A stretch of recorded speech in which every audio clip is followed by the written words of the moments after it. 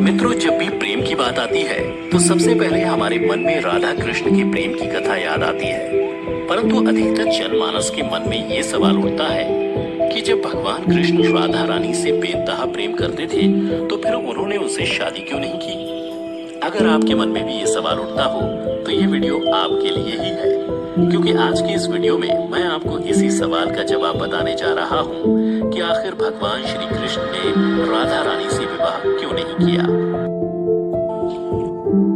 हिंदू धर्म ग्रंथों में इस प्रसंग से जुड़ी कई कथाएं प्रचलित हैं, जिनमें से सबसे पहली कथा के अनुसार ऐसा माना जाता है कि राधा कोई और नहीं बल्कि श्री कृष्ण का ही एक रूप थी। स्कंद पुराण की माने तो श्री कृष्ण को आत्मा राम भी कहा जाता है, अर्थात जो अपनी आत्मा में ही रमण करते हुए आनंदित रहता है और उसे आनंद की अनुभूति के लिए किसी अन्य की आवश्यकता नहीं होती। उनकी आत्मा तो राधा ही है, अतः राधा और कृष्ण को कभी अलग नहीं किया जा सकता। ऐसे में फिर राधा और श्री कृष्ण के विवाह होना और बिछड़ने का सवाल ही नहीं उठता। श्री कृष्ण ने ही खुद को दोनों रूपों में प्रकट किया है। ये भगवान का एक मनोरम रूप है। पुराणों में उनके इस रूप को रहस्य, अध्यात्म और दर्शन से जोड़कर देखा गया। वहीं ब्रह्म वैवर्त पुराण में वर्णित कथा के अनुसार श्री कृष्ण के साथ राधा गोलोक में रहती थी। एक बार उनकी अनुपस्थिति में श्री कृष्ण अपनी दूसरी पत्नी विरजा के साथ घूम रहे थे। तभी राधा आ गई। वे विरजा पर नाराज होकर वहां से चली गई। श्री कृष्ण के सेवक और मित्र श्रीदामा को राधा का यह व्यवहार ठीक नहीं लगा और वे राधा को भला बुरा कहने लगे। राधा ने क्रोधित होकर श्रीदामा को अगले जन्म में शंखचूड़ नामक राक्षस बनने का श्राप दिया। इस पर श्रीदामा ने भी उनको पृथ्वी लोक पर मनुष्य रूप में जन्म लेकर 100 वर्ष तक कृष्ण विछोह का श्राप दे दिया। राधा को जब श्राप मिला था तब श्री कृष्ण ने उनसे कहा था कि तुम्हारा मनुष्य रूप में जन्म तो होगा, लेकिन तुम सदैव मेरे पास रहोगी। यही कारण था कि राधा और श्री कृष्ण का बचपन में विछोह हो गया था। जबकि रामचरितमानस के बालकांड के अनुसार एक बार विष्णु जी ने नारद जी के साथ छल किया था।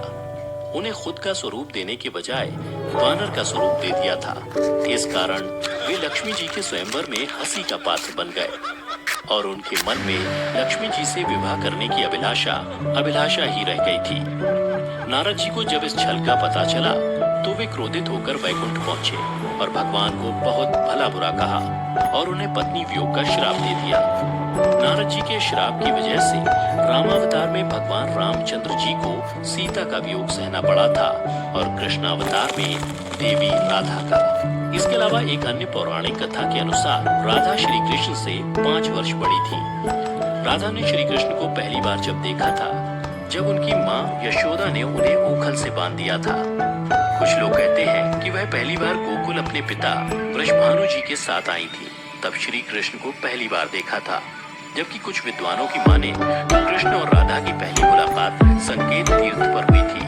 जो भी हो, लेकिन जब राधा ने कृष्ण को देखा तो वह उनके प्रेम में पागल जैसी हो गई थी और कृष्ण भी उन्हें देखकर मोहित हो गए थे और फिर दोनों में प्रेम हो गया था। ऐसा माना जाता है कि तभी से राधा श्री कृष्ण की बोली सुनकर बावरी होकर नाचने लगती थी और वह उनसे मिलने के लिए बाहर निकल जाती थी। जब गांव में कृष्ण और राधा के प्रेम की चर्चा चल पड़ी तो राधा के समाज के लोगों ने उसका घर से बाहर निकलना बंद करवा दिया। जिसके बाद एक दिन श्री कृष्ण ने अपनी माता यशोदा से कहा कि माता, मैं राधा से विवाह करना चाहता हूँ।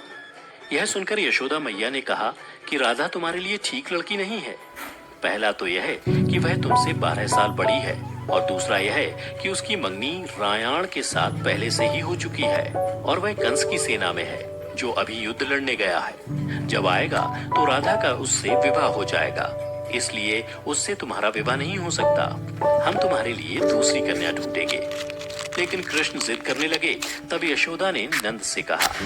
कृष्ण ने नंद की भी बात नहीं मानी। तब नंद बाबा कृष्ण को गर्ग ऋषि के पास ले गए। गर्ग ऋषि ने कृष्ण को समझाया कि तुम्हारा जन्म किसी खास लक्ष्य के लिए हुआ है। इसकी भविष्यवाणी हो चुकी है कि तुम तारणहार हो। इस संसार में तुम धर्म की स्थापना करोगे। तुम्हें इस ग्वालन से विवाह नहीं करना चाहिए। तुम्हारा एक खास लक्ष्य है। तब श्री कृष्ण कहते हैं कि मुझे नहीं बनना तारणहार।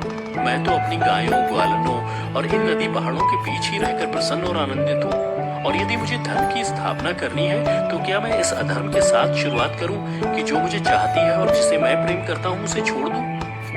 यह तो न्याय नहीं है। गर्ग मुनि हर तरह से समझाते हैं, लेकिन कृष्ण नहीं समझते हैं। तब गर्ग मुनि उन्हें एकांत में यह रहस्य बता देते हैं कि तुम यशोदा और नंद के पुत्र नहीं, देवकी और वासुदेव के पुत्र हो, और तुम्हारे माता पिता को कंस ने कारागार में डाल रखा है।